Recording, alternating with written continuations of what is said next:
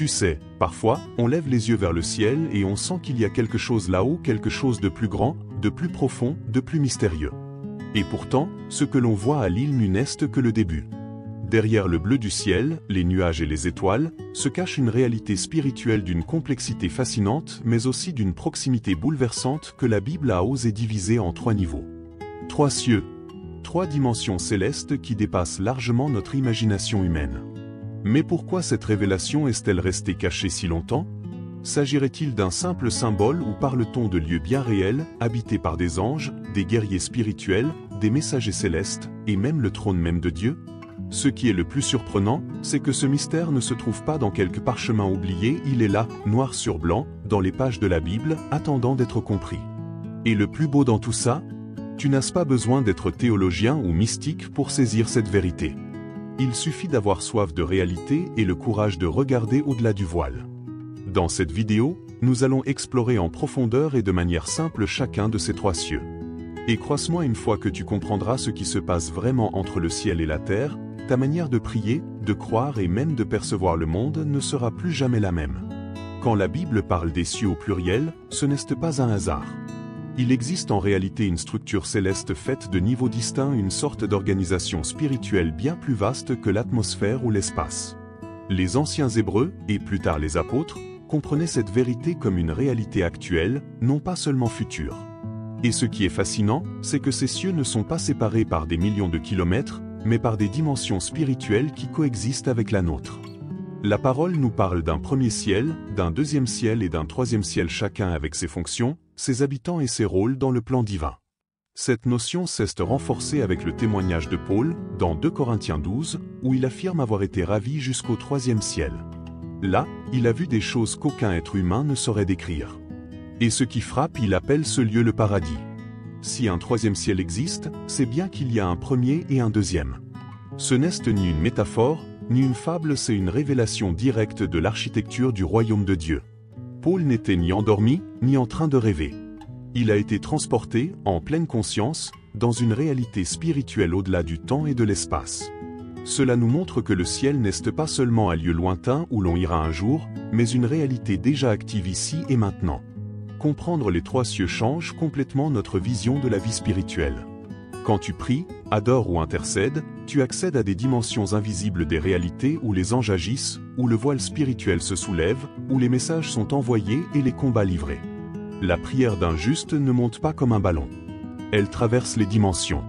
Elle entre dans le champ de la guerre spirituelle 2e ciel, jusqu'à parvenir à la salle du trône 3e ciel. C'est pour cela que l'on ressent souvent de la résistance, de la fatigue ou de la distraction quand on cherche Dieu, parce qu'il se passe bien plus autour de nous que ce que l'on perçoit. Le premier ciel, c'est celui qu'on connaît bien, le ciel bleu du jour, le coucher de soleil, les nuages en mouvement, les oiseaux qui volent, et la nuit, la voûte étoilée. C'est ce que la Bible appelle souvent le firmament. C'est ce que nos yeux peuvent voir. Mais ne t'y trompe pas, même ce ciel physique porte déjà l'empreinte de la gloire divine. Le psaume 19 déclare: les cieux racontent la gloire de Dieu, et le firmament annonce l'œuvre de ses mains. Autrement dit, il y a un message divin transmis chaque jour à ceux qui acceptent de regarder avec des yeux spirituels. Tout ce qui a été créé dans ce premier ciel a un but. L'ordre, la beauté et la complexité de la nature reflètent le caractère du Créateur. Du vol précis des oiseaux au mouvement des astres, tout participe à une danse cosmique qui témoigne d'une intelligence supérieure. La science tente d'expliquer ces phénomènes et c'est magnifique. Mais la foi nous permet d'y voir une signature invisible.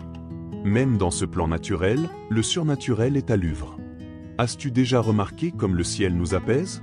Peut-être parce qu'il nous relie, sans même qu'on s'en rende compte, à la dimension profonde d'où tout est venu. De plus, le premier ciel est le théâtre de nombreux signes divins. C'est par lui que la pluie descend, symbole de bénédiction et de provision. C'est dans ce ciel qu'est apparue l'étoile de Bethléem, annonçant la naissance du Sauveur. Et c'est encore par lui que se manifesteront les signes prophétiques de la fin des temps. Cela prouve que le ciel visible n'est pas juste un joli décor, c'est un canal vivant entre le Créateur et ses créatures. La prochaine fois que tu lèveras les yeux au ciel, fais-le avec révérence. Il est bien plus vivant qu'on ne le croit, et peut-être attend-il simplement que tu entendes la voix de Dieu souffler entre les nuages. Si le premier ciel est ce que les yeux perçoivent, le deuxième ciel est ce que l'esprit discerne. C'est là que se déroule le conflit invisible entre lumière et ténèbres, une véritable guerre spirituelle entre anges et démons. La Bible révèle que ce ciel intermédiaire est le domaine des principautés, des puissances et des forces du mal qui influencent encore le monde. Dans Daniel 10, un ange envoyé à Daniel est retenu 21 jours par le prince de Perse, une entité spirituelle de cette sphère. Il ne peut continuer que grâce à l'aide de Michel, l'archange guerrier. Cela montre que des prières peuvent être retardées à cause des batailles dans cette dimension. Ce deuxième ciel est aussi évoqué dans Apocalypse 12, où Satan est décrit comme ayant encore accès aux cieux pour accuser les serviteurs de Dieu jour et nuit. Oui, aussi incroyable que cela puisse paraître, même après sa chute, l'adversaire agit encore comme accusateur dans le tribunal céleste. C'est pourquoi l'intercession de Jésus est cruciale. Il est notre avocat, celui qui vit pour intercéder en notre faveur, comme le dit Hébreux 7:25. Le royaume de Dieu se manifeste ici comme un royaume de justice avec ordre, jugement et défense. Rien n'échappe à l'île divin. Chaque supplication, chaque larme, chaque cri est entendu, et le ciel agit selon les décrets éternels. Et il faut savoir que beaucoup de nos oppressions, confusions ou fatigues spirituelles prennent naissance dans ce champ de bataille. L'esprit humain est la première cible, les pensées de doute, de peur ou d'abandon peuvent être des attaques venant du deuxième ciel. C'est pour cela que Paul nous appelle à revêtir l'armure de Dieu, en Éphésiens 6, une armure bien réelle dans le monde spirituel. Celui qui sait qu'il est en guerre prie avec stratégie. Il loue comme un soldat. Il jeûne pour préparer le terrain. Le deuxième ciel n'est pas un lieu à craindre, mais à discerner. Car celui qui connaît le champ de bataille sait aussi où et comment remporter la victoire. Le troisième ciel est la destination la plus haute que l'âme humaine puisse espérer atteindre. La Bible le décrit comme le paradis, le lieu de gloire suprême, là où se trouve le trône de Dieu et où l'adoration ne cesse jamais.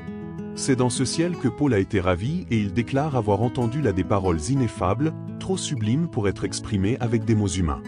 Dans cet endroit, tout est sainteté, lumière et présence totale du Créateur. C'est là que les anges se prosternent, que les chérubins gardent la sainteté et que les séraphins chantent sans cesse Saint, Saint, Saint est l'Éternel des armées. Il n'y a ni ténèbres, ni corruption, ni chair. Tout y reflète la gloire de Dieu. L'accès à ce ciel ne se gagne ni par mérite, ni par effort humain. Il est offert par la rédemption en Jésus-Christ. Seuls ceux qui ont été lavés et purifiés par le sang de l'agneau peuvent entrer dans le troisième ciel.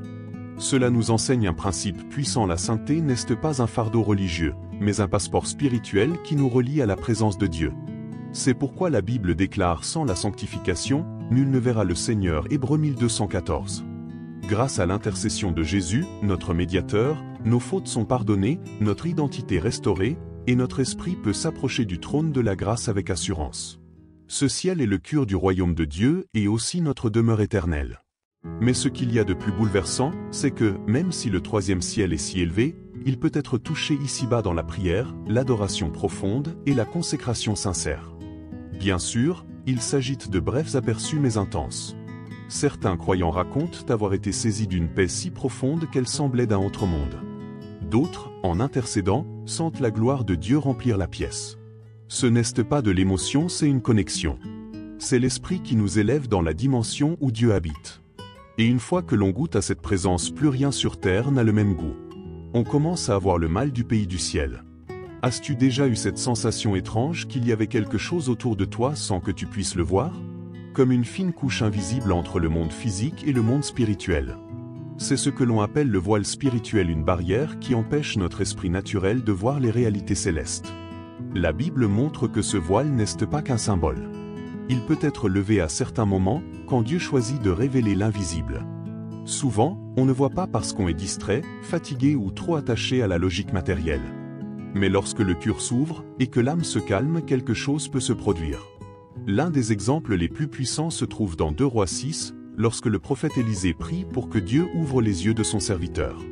Le jeune homme, terrifié par l'armée ennemie, voit soudain des chevaux et des chars de feu tout autour. Un autre moment bouleversant, c'est la vision d'Étienne dans Actes 7. Alors qu'il est sur le point d'être lapidé, il voit le ciel ouvert et Jésus debout à la droite de Dieu.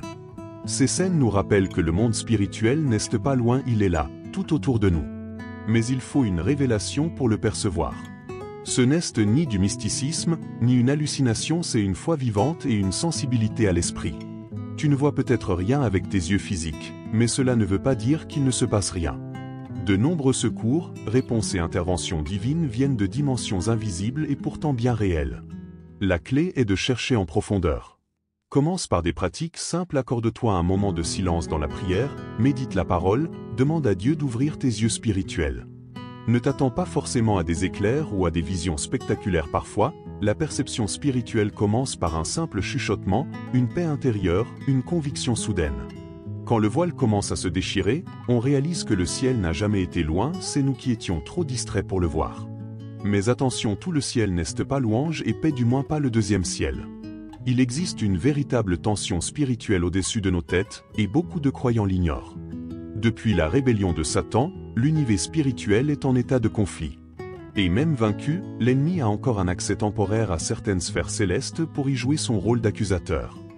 Dans Job, on le voit se présenter devant Dieu pour remettre en cause l'intégrité de Job. Cette scène nous révèle l'existence d'un véritable tribunal céleste où se prennent des décisions spirituelles. Et l'ennemi, malheureusement, tente encore d'y influencer l'issue par ses accusations. Mais gloire à Dieu, nous ne sommes pas seuls dans ce tribunal. La Bible nous dit que Jésus vit pour intercéder en notre faveur. Hébreux 7:25. Il est notre avocat, notre médiateur, celui qui se tient entre nous et la condamnation. Et plus encore, le Saint-Esprit aussi intercède pour nous par des soupirs inexprimables, comme le dit Romains 8. Cela signifie que, pendant que l'ennemi cherche à nous faire tomber, le ciel lui-même combat pour nous. La guerre spirituelle est intense, mais le royaume de Dieu a toujours le dernier mot. Michel, l'archange guerrier, reste actif dans ce combat. Et chaque prière sincère, chaque acte de foi, produit un impact dans cette bataille invisible. C'est pourquoi nous ne pouvons pas vivre comme si tout était simplement naturel. De nombreux blocages, attaques, confusions, voire maladies, trouvent leur origine dans ce champ de guerre spirituelle. Quand nous comprenons ce qui est en jeu, nos attitudes changent. Nous prions avec plus de ferveur, nous jeûnons avec plus de discernement, nous nous positionnons avec autorité. Il ne s'agit pas d'avoir peur, mais d'avoir conscience. Le ciel n'est pas un espace passif, et notre vie terrestre fait partie d'un scénario spirituel beaucoup plus vaste. Chaque décision que nous prenons nourrit soit le combat, soit la victoire.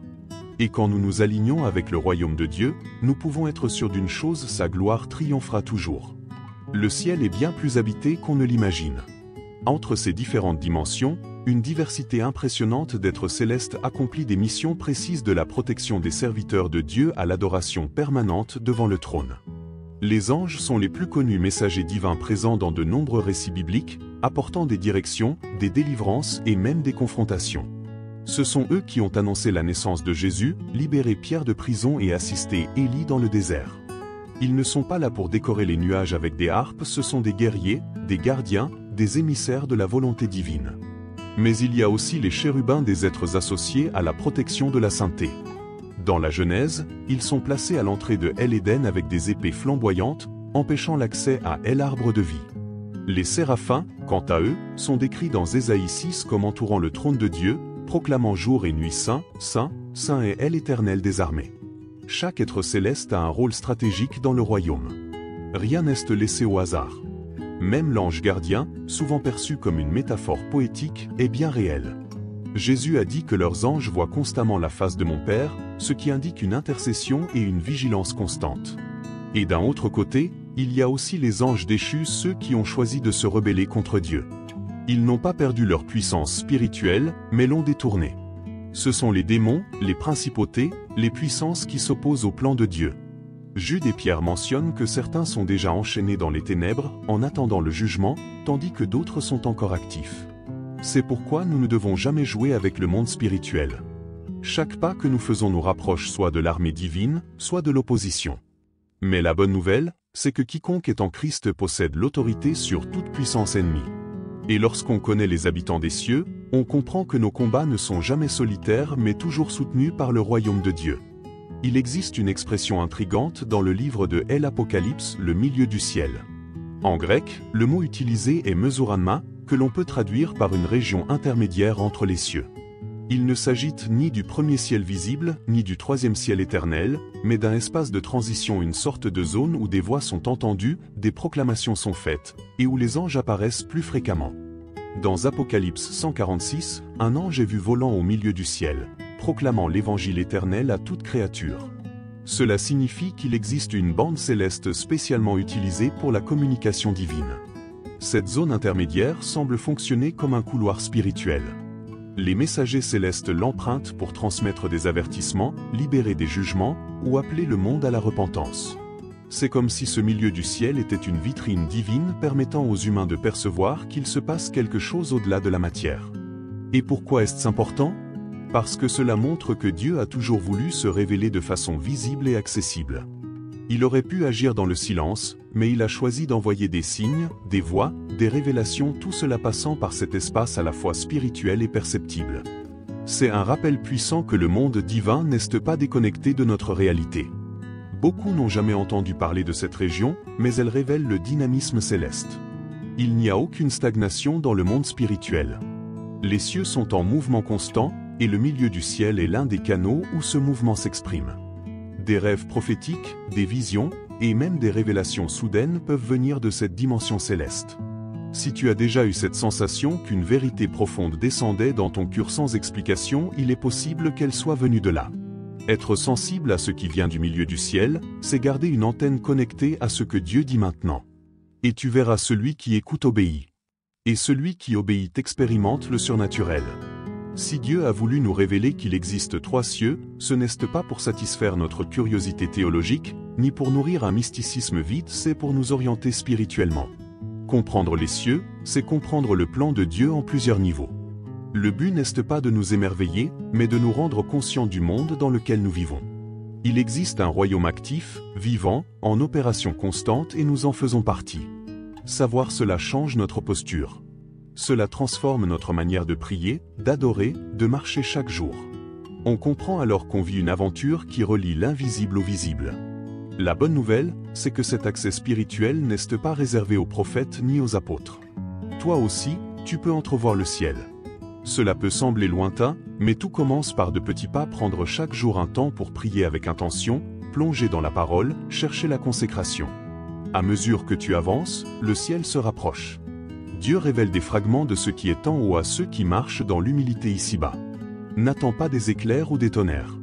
Parfois, tout commence par une paix douce ou par une conviction intérieure que tu es conduit. C'est dans ce lieu de révélation progressive que la foi devient robuste. Bien sûr, la vision complète des cieux est réservée à l'éternité. Un jour, nous verrons tout clairement sans voile, sans confusion. Mais en attendant ce jour, Dieu nous accorde des aperçus. Des éclats du royaume, comme des fenêtres ouvertes entre 2 mondes. Et pourquoi fait-il cela ? Parce qu'il sait que nous avons besoin de direction, d'encouragement et de focus. Savoir qu'il y a plus grand que nous aide à affronter ce qui est petit. Chaque révélation reçue n'est pas une fin en soi, c'est un appel à aller plus loin. Plus nous découvrons le ciel, mieux nous comprenons notre mission sur la terre. Et, petit à petit, notre cœur commence à battre au rythme de l'éternité. Alors maintenant que tu connais la réalité des 3 cieux, que vas-tu faire de cette connaissance ? Vas-tu la ranger comme une simple information ? Ou vas-tu la laisser transformer ta manière de prier, de vivre et de voir le monde qui t'entoure ? La vérité, c'est que nous sommes entourés de dimensions spirituelles actives même quand nous n'en avons pas conscience. Mais c'est à nous de choisir vivre distrait ou attentif à ce que le royaume de Dieu accomplit en ce moment même. T'es-tu déjà demandé pourquoi ta prière semble parfois bloquée ? Ou pourquoi tu ressens qu'il se passe quelque chose d'énorme dans l'invisible, sans pouvoir l'expliquer ? Peut-être est-il temps de chercher davantage. De déchirer le voile par la foi. De te positionner avec autorité, comme quelqu'un qui sait que la guerre est réelle mais que la victoire est déjà acquise. Parce que quand tu comprends les cieux, la terre sur laquelle tu marches change aussi. L'adoration devient plus profonde. La foi, plus solide. Et ton but, plus clair. Si ce message a résonné en toi, ne le garde pas pour toi. Partage-le avec quelqu'un qui doit aussi comprendre qu'il y a bien plus que ce que les yeux peuvent voir. Et bien sûr, abonne-toi à la chaîne, active la cloche et ne rate pas les prochaines vidéos. Parce qu'ici, on ne reste pas à la surface. On plonge. Et ceux qui plongent découvrent. Car le royaume est proche. Et que celui qui a des oreilles pour entendre entende.